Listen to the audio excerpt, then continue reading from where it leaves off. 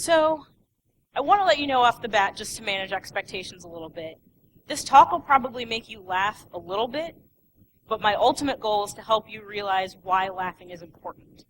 So I'm going to start this talk by letting you know a little bit about the people that helped me find out who that was. So, the dashing young lady in the left of the glasses is me. So, this is my family.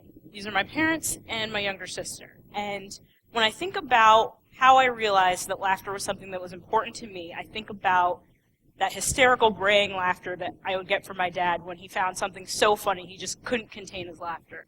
Or the hissing laughter between my mom's teeth that would happen when she was laughing somewhere she knew she probably shouldn't. Or a half-hour laughing spell that happened with my sister and I when we were reading something in a magazine. Something hit just the right way and we could not stop. So it was those moments pretty early on in my life that helped me realize this was something that was going to carry me through further down the road. So why is that important here today with the theme BSU 2040, what is our future? That's going to carry me through to the end of my life, through lots of other things that we're going to be dealing with as a society. Things like war, famine, inequality, aging, things that are going to affect all of us that are going to be really difficult. But finding ways and small moments to laugh through those is ultimately going to make us better personally and stronger as a community, finding those moments where we can laugh together. So some of the things I'm going to talk about will give you a little bit of insight as to how I think you can do that. So I'm going to take you back a little bit to February of 2011 when I was taking comprehensive exams for graduate school. And this was my Facebook photo for about 2.5 weeks. When everyone was studying, no one was happy. It was terrible. And I realized that this picture was indicative of something a little bit bigger. So it wasn't just me feeling clenched and hunched over books as though I wasn't going to be able to make it through. But it was going back to my job search after my undergraduate career when I was so stressed out my hair started falling out. Or going back a little bit further than that to 4th and 5th grade when I was taking tests and I would not be able to concentrate because my head hurt and my stomach hurt. And started putting all of those things together and realizing that probably was something that needed to be looked at. So I started talking to some people, and ultimately we found out that it was the result of an anxiety disorder. So for me, all of these things coming together meant I was taking things a little bit too seriously, and my body was starting to tell me something. So part of my solution, in addition to going to counseling, looking into medication, and a number of other things that helped me get through that, one of the biggest things that helped me personally was finding ways to laugh through it. So that was one big thing that helped me get through that, and it's something that I carry through to this day, and I think that's a big reason why this particular topic is so important to me.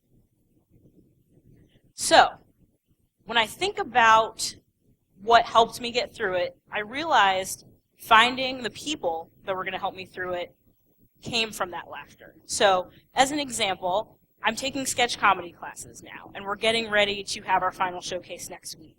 And I remember one of the first exercises we did was they said, write a list of things that make you laugh.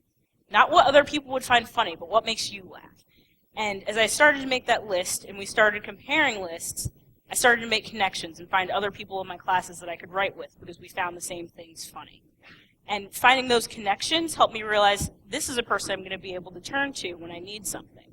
Or this person's going to understand the way I write and where I'm coming from because we find the same things funny. And even going into my regular life, I can think about friends that I've known since high school and inside jokes that we have, things that we've shared for 6, 10, 12 years that no one else really seems to understand, but because we both find it funny, that's been a bond that's been able to give us moments like this where we just can't stop laughing even long enough for someone to take a picture. So when you're thinking about how to conduct your life around laughter, start with what makes you laugh. Not what you feel like you're supposed to be laughing at or something that you can give kind of a false laugh to, but the things that really, really fill your heart to the point where that's the only way it's going to come out. And find the people that have those same things in common, and that's going to create bonds that will help you through tomorrow, next month, 25 years down the road and beyond. Now, thinking about that and taking it to the next step. What are those things that made you laugh once, but don't anymore? What happens when the laughter from those kinds of moments is gone? And that can apply to friendships, that can apply to relationships, that can apply to jobs. When there's something that once filled your heart to the point where the only way that it's going to come out is laughter, and that doesn't happen anymore, something's happening. And you need to stop and think about what's going on there. So I'm showing this picture of Steve Martin. The younger people in the audience may know him from Cheaper by the Dozen. A little less young might know him from Father of the Bride. But this is from the 80s when he was doing stand-up comedy. And that's one of the iterations that his career has taken. But at one point in the late 80s, he just decided it didn't fill his heart, it didn't make him happy anymore, and he walked away. It was at the height of his career. He was doing better than he ever had been, but it didn't make him happy anymore, and he walked away. Bigger than money, bigger than fame, it didn't fulfill him, and he walked. And that's a really hard thing to do. We come up with so many reasons why that's not possible for us.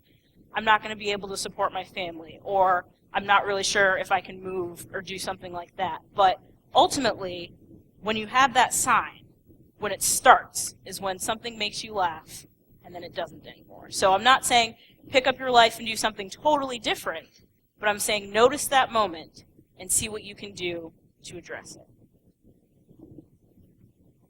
Now, you saw this couple early in the 80s before, and this is what they look like, give or take, right now. These are my parents. And I think the biggest lesson that I've learned as far as laughter is concerned is laugh in the moments when it is the hardest thing in the world for you to do.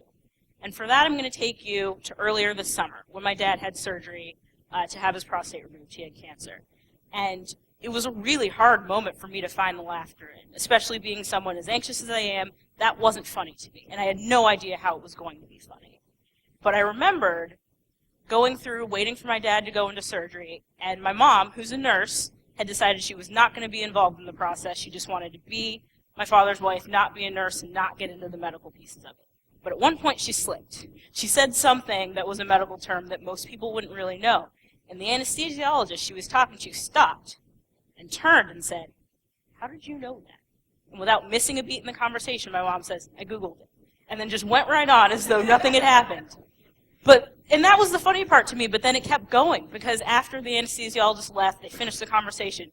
She turns to my dad and says, "I said Google. Should I have said YouTube? Which is funnier? What do I do?" And they started workshopping a joke moments before my dad was going to go into surgery, and it blew me away. It was just one of those things where, in a really high intensity moment, they found that way to laugh, and it made it a little bit easier for me because I knew it was going to be okay. And it continued afterward. After my dad got rolled out of surgery and was still coming out of anesthesia, going into his room that he was for a couple days. And as we were talking to the doctors that would be overseeing his care for the next few days, they had mentioned that his prostate had come out, and it was the largest one they had had that day, which, first of all, they turned it into a competition, which I thought was really funny.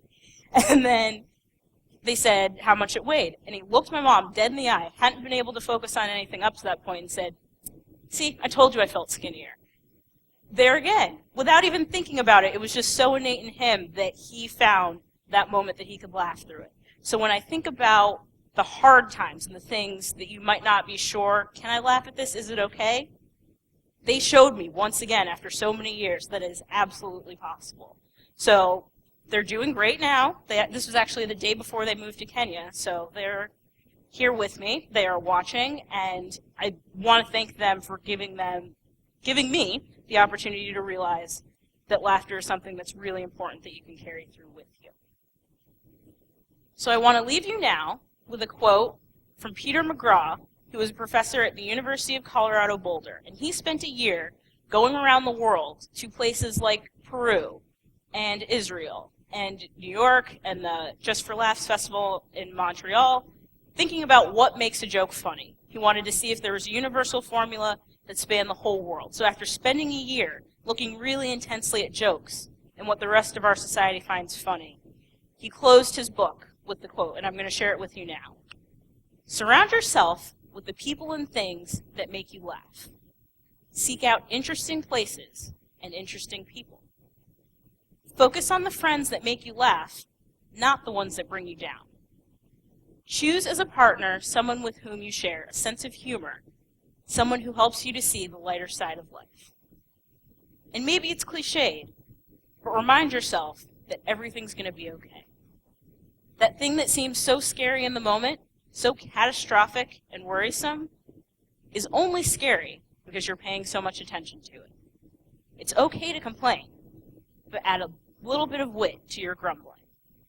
So as you think about your future, tomorrow, next month, 25 years down the road and beyond, make sure that you find those moments that you can laugh.